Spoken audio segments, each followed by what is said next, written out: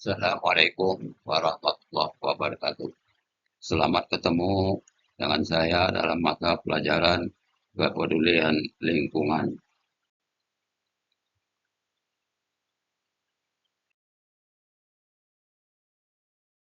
Dalam mata pelajaran ini, kita akan mempelajari mengenai pertama Marpol 7378, yang kedua Ballast Water Management Convention 2004, dan yang ketiga Port State Control, yang keempat London Dumping Convention, yang kelima International Convention relating to the intervention of the axis in cases of oil pollution quantities tahun 69 dan protokol tahun 73, kemudian Civil Liability for Oil Pollution Damage tahun 92, kemudian Fund Convention 1992, kemudian International Convention on Civil Liability for Bunker Oil Pollution Damage 2001, kemudian Anti-Fouling Convention 2001, kemudian Undang-Undang Nasional kita, yaitu Undang-Undang 17 tahun 2008 dan Peraturan Pemerintah nomor 21 tahun 2010.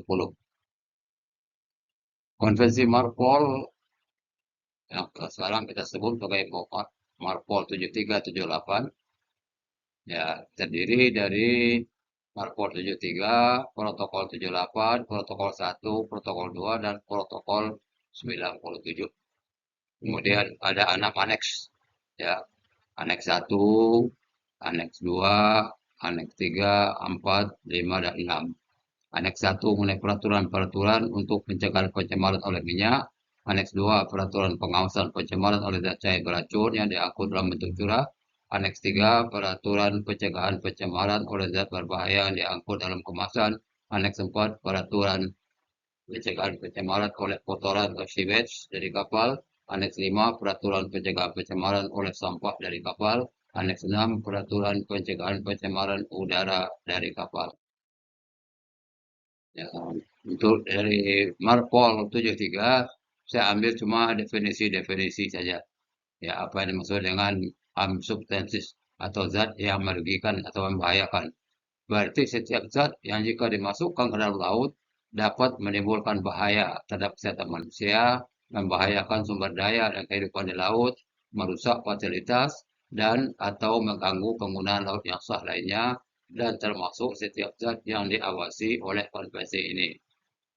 Kemudian apa yang dimaksud dengan discharge atau pembuangan. Pembuangan yang zat yang membahayakan tadi berarti setiap pembuangan apapun penyebabnya dari kapal dan termasuk setiap escape, pembuangan, tumpah, kebocoran, pengumpaan, memancarkan atau mengosongkan. Tapi tidak termasuk sebagai pembuangan atau discharge menurut pengertian ini ialah apa yang diatur dalam dumping, dalam London Dumping Convention, juga pelepasan zat berbahaya secara langsung dari kegiatan eksplorasi dan eksploitasi sumber daya dan mineral lepas pantai, atau pelepasan zat yang membahayakan untuk tujuan research ilmu pengetahuan yang sah untuk pengurangan atau pengontrolan polusi. Insiden berarti setiap kejadian yang melibatkan aktual atau kemungkinan pembuangan ke laut suatu zat berbahaya atau aliran yang mengandung zat berbahaya tersebut. Pelanggaran terhadap persyaratan dari konvensi ini dilarang dan sanksi akan ditetapkan berdasarkan undang-undang dari negara pendera kalau terjadi pelanggaran di laut bebas. Tapi kalau terjadi pelanggaran di dalam teritorial suatu negara lain, maka sanksi akan diberikan sesuai dengan undang-undang dari negara tempat di mana pelanggaran terjadi. Kemudian kapal-kapal ini kalau masuk ke pelabuhan-pelabuhan negara lain atau ke lepas pantai, terminal lepas pantai, maka diperiksa oleh Posset Control. Ya, pemeriksaan mengenai masalah apakah kapal-kapal mempunyai sertifikat yang masih berlaku, bahwa kondisi kapal dan kelengkapannya sesuai dengan sertifikat. Dalam hal terjadi ada bukti yang jelas bahwa kondisi kapal tidak sesuai dengan sertifikat, maka kemungkinan kapal saudara akan ditahan dan diberitahukan kepada pemerintah negara bendera. Semua negara anggota akan bekerja sama dalam mendeteksi pelanggaran-pelanggaran dan pelaksanaan dari aturan-aturan dalam konvensi ini dengan menggunakan tindakan yang dapat dilaksanakan dalam mendeteksi dan memonitor prosedur yang memadai untuk pelaporan dan pengumpulan bukti-bukti.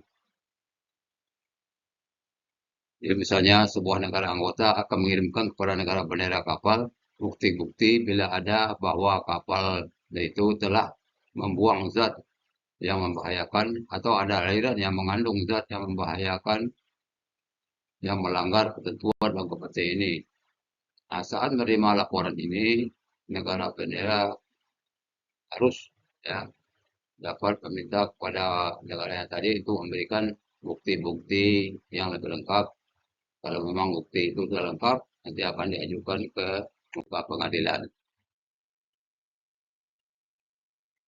Kemudian bagi negara-negara yang sudah meratifikasi konvensi ini harus menyampaikan ke IMO contoh-contoh sertifikat yang diterbitkan sesuai konvensi ini, daftar exempt facilities, termasuk lokasi, kapasitas, dan ketersediaan fasilitas, dan sifat-sifatnya, laporan-laporan resmi atau ringkasan dari laporan resmi sehubungan dengan konvensi ini, kemudian laporan statistik tahunan dalam bentuk standar dari IMO, dari hukuman-hukuman yang dikenakan terhadap pelanggaran-pelanggaran dari konvensi ini. Setiap aneks dari Marpol akan berlaku 12 bulan setelah tanggal di mana 15 negara dengan jumlah tonase armada niaganya tidak kurang dari 50% armada niaga dunia telah meratifikasi aneks ini. Kemudian protokol 78. Ya, protokol 78 diadakan untuk penyempurnaan terhadap konvensi Marpol 73 dengan mengadopsi aturan mengenai tangkar safety procedure prevention dalam aneks 1 dari Marpol 73. Dan juga disepakati bahwa aneks 2 tidak akan diberlakukan selama 3 tahun atau lebih mulai dari tanggal berlakunya protokol ini. Ini ada protokol 1 mengenai aturan pelaporan pada insiden yang melibatkan zat yang membahayakan. Nakoda atau orang lain yang bertanggung jawab terhadap kapal yang terlibat dalam insiden pencemaran harus melaporkan kepada melaporkan segera mungkin mengenai adanya pencemaran, ya, pembuangan atau kemungkinan terbuang minyak dari zat cair yang beracun karena alasan apapun termasuk untuk penyelamatan kapal atau penyelamatan jiwa.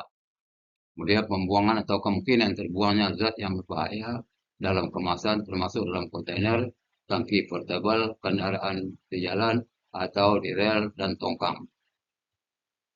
Ketiga, kerusakan, kegagalan atau pecahnya kapal yang panjangnya 15 meter terlebih yang berpengaruh terhadap keselamatan kapal, termasuk tupurukan, kandas, terbakar, meledak, kegagalan bangunan, bocor, dan bergesernya muatan, serta rusaknya alat-alat keselamatan navigasi seperti kerusakan kemudi, pesawat penggerak, sistem pembangkit listrik, dan alat bantu navigasi yang penting.